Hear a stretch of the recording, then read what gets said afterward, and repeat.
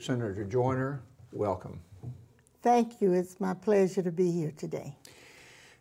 You are an historic person, and it's a pleasure and a privilege to be able to interview you. You will be the first black female Democratic leader of the Florida Senate in history.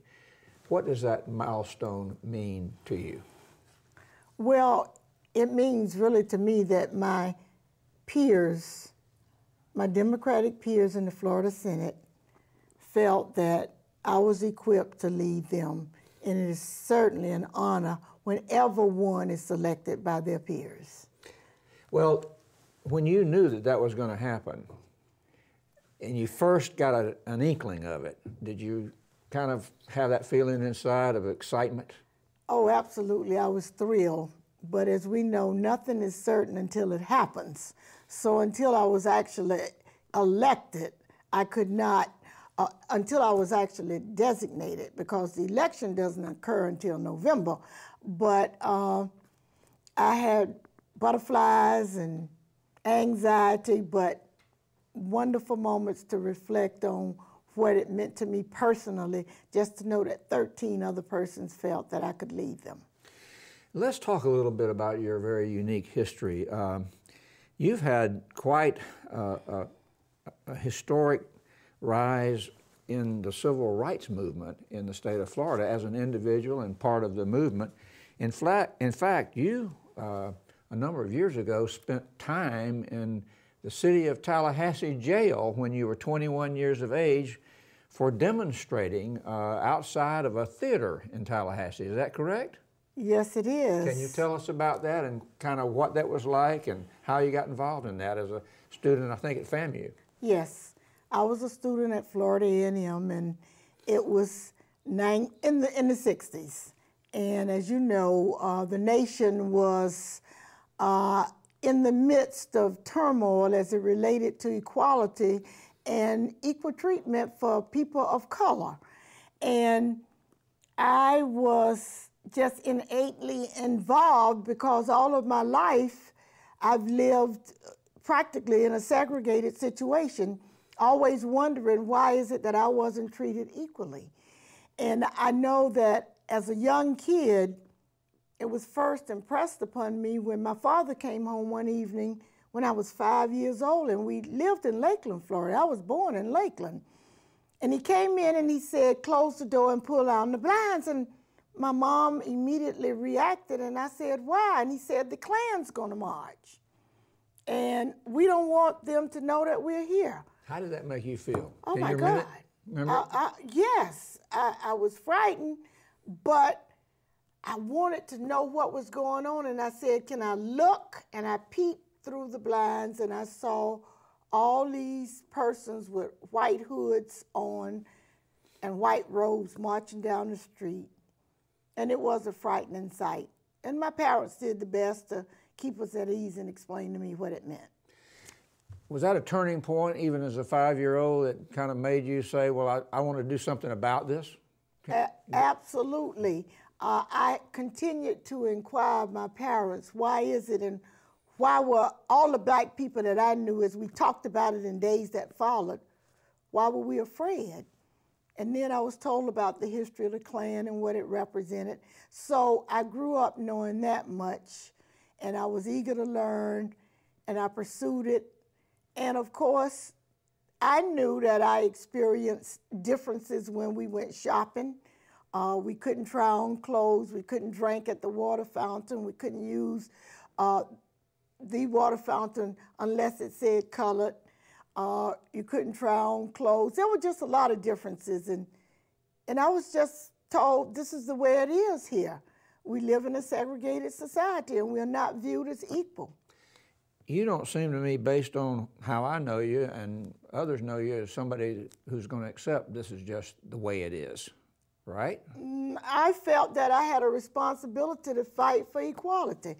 And my father, you know, he always said, well, there's some things that we can't change, and I said, and there's some things that we can change, Dad, and this is one thing that I will fight to the death of me to change it. And once at the airport in Tampa, someone came up who worked there and said, "Boy, move." And I stepped up. I was a Talking about your freshman. father? And he was telling my father, and I said, "Just a moment. He is old enough to be your father, and I will not tolerate you disrespecting him. Now, you want to talk to me, then you talk to me, but you leave him out of this equation." And my father was saying, "Oh, no, just," I said, "I can't accept it." And of course, I spoke up, and the gentleman stepped back. And then I got a flight to Tallahassee, and I came to college, and there it was here as it was in Tampa.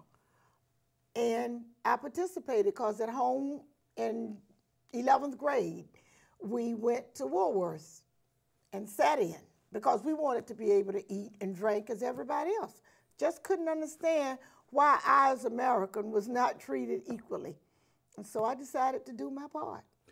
So you were 21 years of age. I guess it was 1969, was it? About then, and it was still total segregation. You couldn't get into a movie theater in downtown Tallahassee, and so you wound up with a jail sentence, and you spent 21 days in jail, and here you are now, a few years later, and you're about to be Democratic leader of the Senate. But people don't really remember all that stuff, do they, that people went through for this kind of change to occur? You're absolutely right.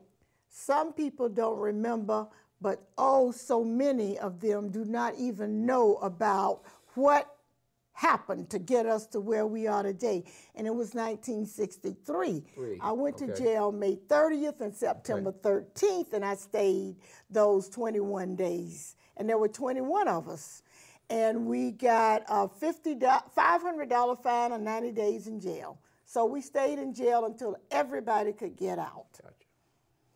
And can you say, what was it like in jail? Oh, it was, at first, you knew that you were making a difference. But as the days wore on, and you could see the shadow of the bars over your books because the university sent us our books. And you could look, I looked out the window and the world was going on, and I said, nobody really cares that we're here. But lo and behold, a group of students from Florida A&M came, and they demonstrated in front of the jail, and they too were arrested. And it went on to the Supreme Court. Supreme Court held that you couldn't be charged with trespass on public property. So we knew that people cared, and it was daunting, but we persevered. We held on to each other, and we prayed, and we also had a great relationship with citizens who were arrested at the time and who were incarcerated for other charges other than trespass and civil disobedience. Did staying in jail for a period of time and participating in the movement at that time, did those factors have anything to do with your deciding to become an attorney? Not really. I decided in 5th grade when Brown v. Board of Education came out, May 17, 1954. 5th grade. That I wanted to be a lawyer. I was so impressed with Thurgood Marshall, who later became a Supreme Court Justice of the United States. I wanted to be like him. I wanted to fight in the courts. Well, let me see if I get this right.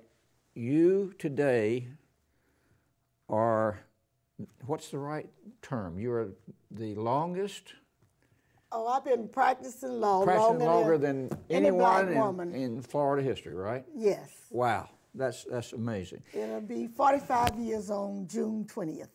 Congratulations. Another thing people may not know about you is that you worked as an aide to Representative Jolene Kershaw, who was the first black representative to serve in the Florida House since Reconstruction. You were his aide, and what was that like? Oh, that was different. Jolene and I, Representative Jolene Kershaw and I, were the only blacks in the Capitol who were not maids or janitors. The only ones? The only two.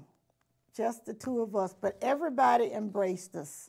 And Gwen Cherry, who was the second black woman to be admitted to practice in Florida, was my law school professor.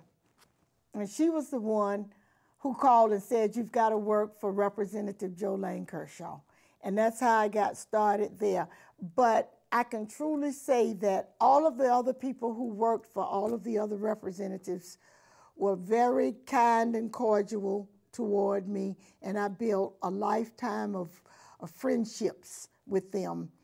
And I rode home every weekend with representatives from Tampa and their aides. It was a wonderful experience, but it was groundbreaking.